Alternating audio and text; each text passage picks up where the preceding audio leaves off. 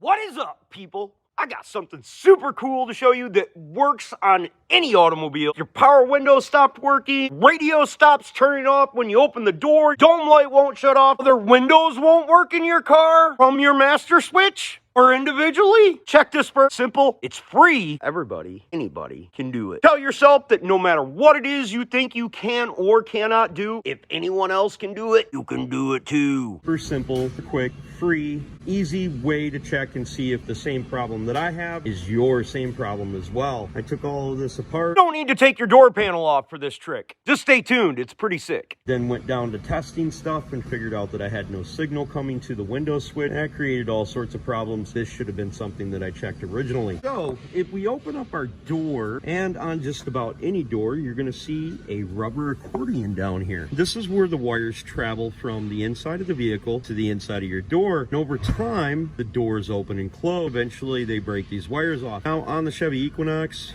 in this situation, if we just pull this rubber back, never do that at the wrong time. You know, there's somebody out there that went, ooh.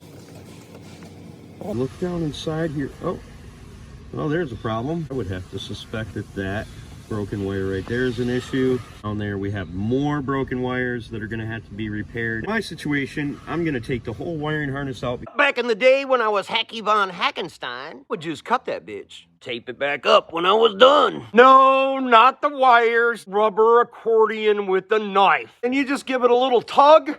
Your fingers up inside the rubber, find a broken wire if there's one. Most of the time, and you can see by looking at some of my past videos, we repair these wires in here and we can just butt connect them, shrink wrap them, and they'll last for another 5 to 7 years before they break again if you do a good enough job. So you don't have to go to all of that extreme. But in my situation, I'm gonna go ahead and pull it out. What I'm gonna do is I'm gonna take a screwdriver and that's gonna pull this electrical connector out of here. You can stick it up there and work it back and forth. You'll kind of feel the clip come out a little bit. And this is just in case you guys want to take your door panel off.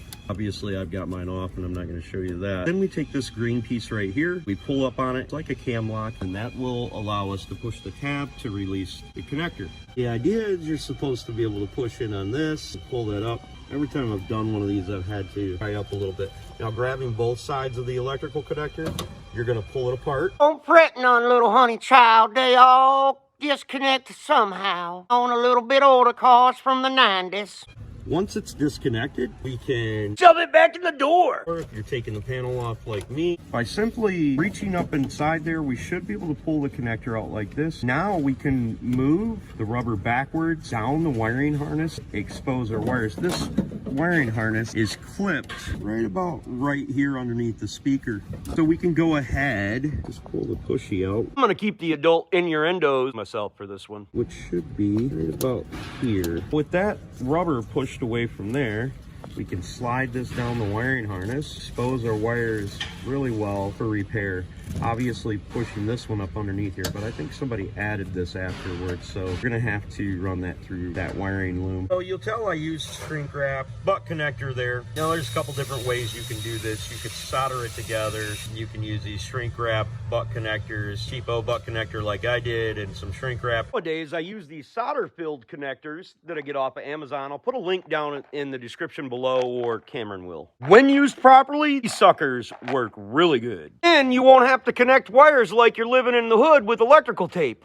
Now you'll notice that my shrink wrap is up my wire quite a bit. The reason for that is it's going to give it an extra little bit of rigidity. This has already been replaced once and broken, and I feel like they did a pretty good job repairing it. Unfortunately, it didn't last. This will probably last another couple of years. We'll go ahead and fix up these wires. We should be good to go. Obviously, you could plug in your motor right now and make sure everything's working before you button it up completely. Stay tuned, I got one more super trick for you. You can use liquid electrical tape, or you can cut them and shrink wrap them together, resolder them. There's a bunch of different ways you can do this. I think that kind of stuff is fairly self-explanatory. Here's something you did not know about electrical tape. 99% of people don't actually know how to use the shit. I'm gonna show you. The reason that this wire broke again didn't seal this off, so these wires were able to sit there and move on the inside of this harness every time the door would open and close. Where obviously going to tape it down as far as we can down here to allow for as little movement as possible, or at least as little wire movement as possible. When you're using electrical tape, and a lot of people that use electrical tape, it's the silliest thing in the world, you would think. You go to apply electrical tape.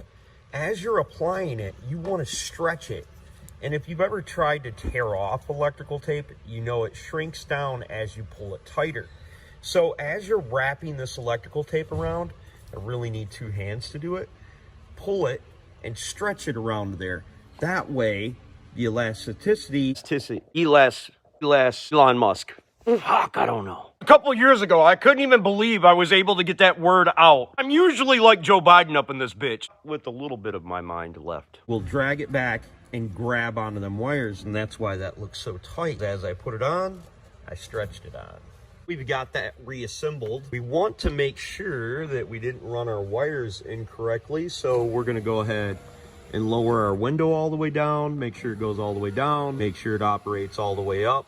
Now, hopefully that was a problem for you folks and you were able to get it rectified. I love that video. Hope you folks dug it too. My name's Clay with Clayway here in Grand Rapids, Muskegon, Michigan. If this video was helpful, please consider subscribing, clicking the notification, sharing my videos, give me them sweet old thumbs up. If you've got a question for me, you can hit me up for absolutely free. I don't collect any information. Don't care about your baby mama drama. Just want to help you for free. You can look me up on Clay's AC and Auto Repair on the Facebook Messenger. People all the time, and I answer you when I can, so just ask your question, and I'll get to you, man. Or don't be the next to them, be the absolute first to you, and no matter what it is you think you can or cannot do, if anyone else can do it, you can do it too. God bless, folks. Have the absolute best of days.